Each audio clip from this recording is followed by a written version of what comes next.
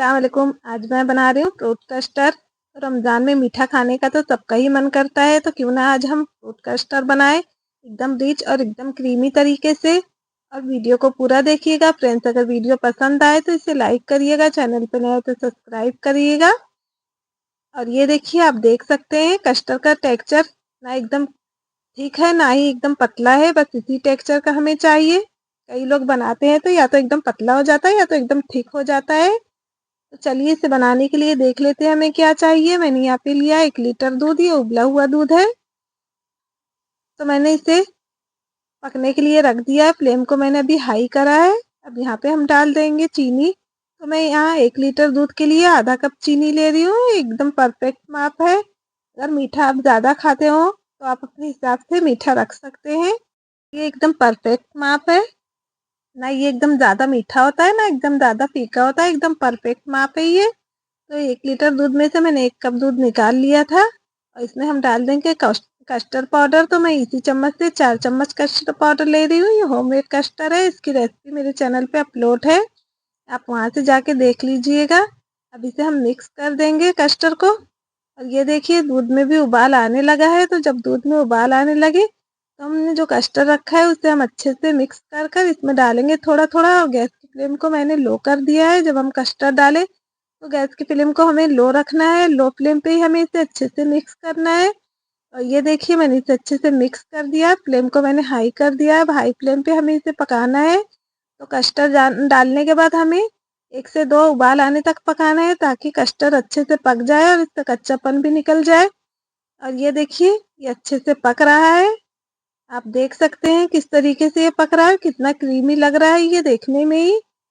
तो अब यहाँ पे हमें डालना है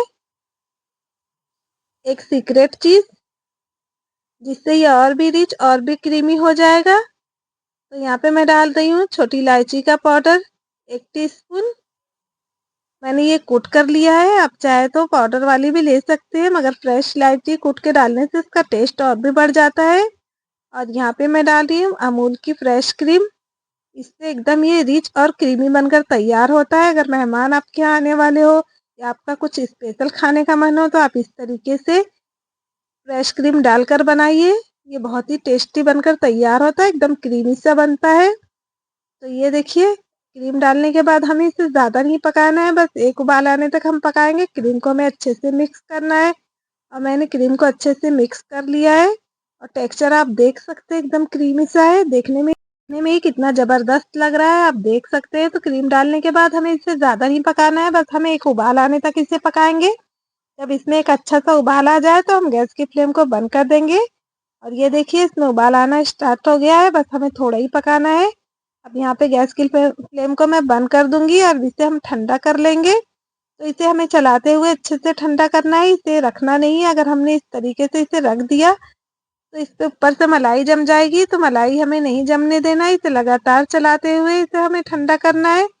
तो मैंने यहाँ पे ले लिया है एक बर्तन में पानी, मैं इसे पानी में रखकर ठंडा कर रही हूँ। आप चाहे तो पंखे के नीचे भी रखकर ठंडा कर सकते हैं, मगर इस तरीके से जल्दी से ठंडा हो जाता है। तो देखिए मैंने इसे पानी में अच्छे से ठंडा कर लिया है। एक बार मैंने पानी फेंक कर दोबारा पानी लिया है और ये अच्छे से ठंडा हो चुका है। इतना ठंडा हो चुका है कि मैं देखिए हाथ भी डाल रही हूँ, एकदम अच्छे से ठंडा हो चुका है। अब इसे हमें 2 घंटे के लिए फ्रिज में रखना है। और जब ये अच्छे से ठंडा हो जाए तब इसे हम निकालेंगे। और ये देखिए मैंने इसे 2 घंटे के लिए फ्रिज में रख दिया था, ये अच्छे से ठंडा हो चुका है। कस्टर्ड को हमें अच्छे से ठंडा कर लेना है और आप देख सकते हैं कितना थिक सा हो गया है ये। बस हमें इसी तरीके का कस्टर्ड चाहिए, इससे ज़्यादा हमें नहीं चाहिए पतला पतला या थिक। और यहाँ पे मैं ले रही हूँ 1 अनार, 2 केला, 1 सेब और 10 से 15 अंगूर, जिसे मैंने बारीक काट लिया है। अब फलों को हमें इसमें डाल देना है। फल आप अपने पसंद का कोई भी ले सकते हैं जो आपको पसंद हो। अब इसे डालकर हमें अच्छे से मिक्स कर देना है। और ये देखिए आप इसका टेक्सचर देख सकते हैं, एकदम रिच एकदम क्रीमी सा, और खाने में तो बहुत ही लाजवाब है। आप इसे खाइए या गिलास में डालकर पिए, दोनों तरीके से बहुत ही टेस्टी लगता है।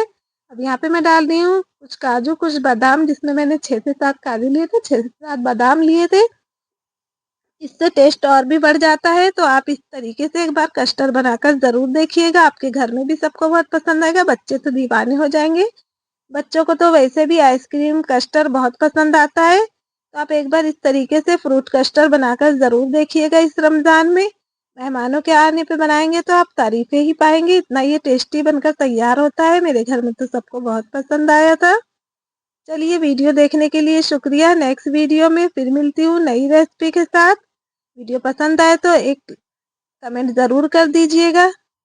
अल्लाह हाफिज़।